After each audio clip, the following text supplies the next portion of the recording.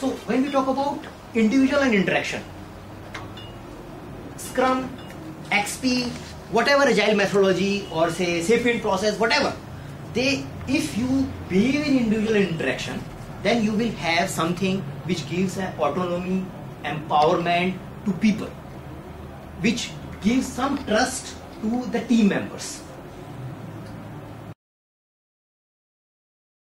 It talks about that management should give you a goal, not the instructions. Like if you talk about PMP comparison, we will get into details, but just to touch, in a traditional way, we talk about give them a task, create task, create activity.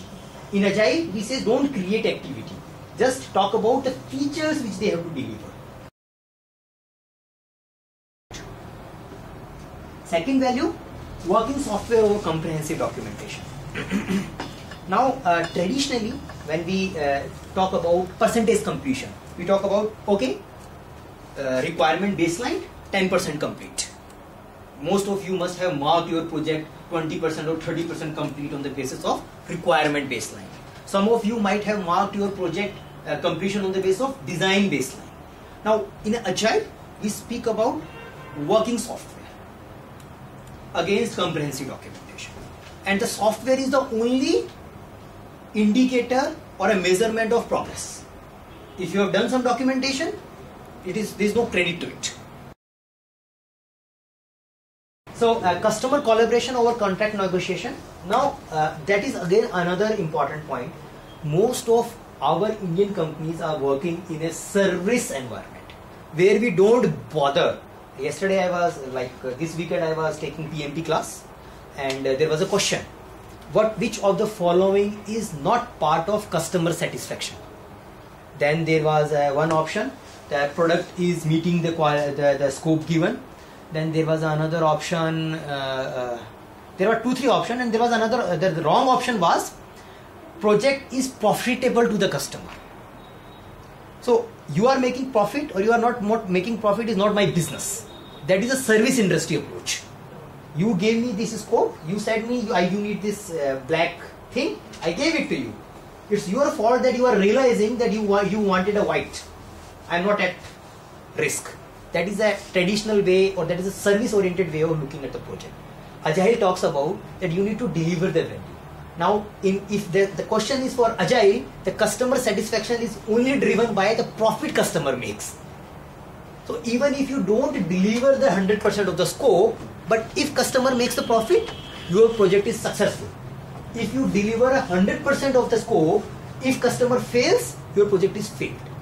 Now how to achieve this? This can only be achieved if you have a collaboration with the customer. You have a contract terms which support these kind of open discussions. You have a financial agreement where these things are built into it. Responding to change over following a plan. Now, say if you analyze the changes which you have seen in your recent projects.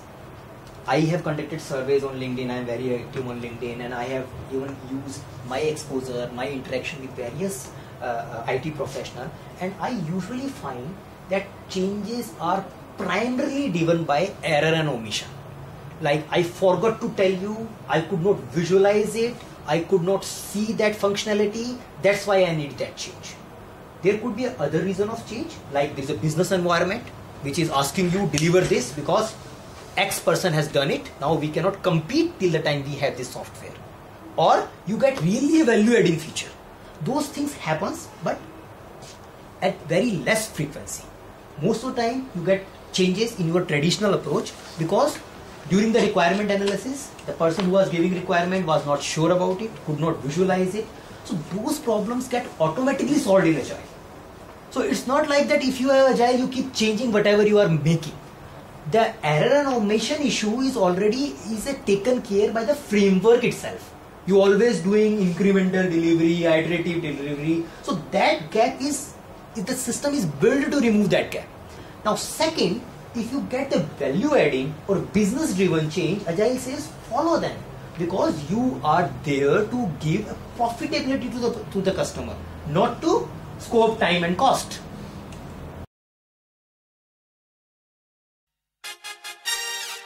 Consultancy Private Limited.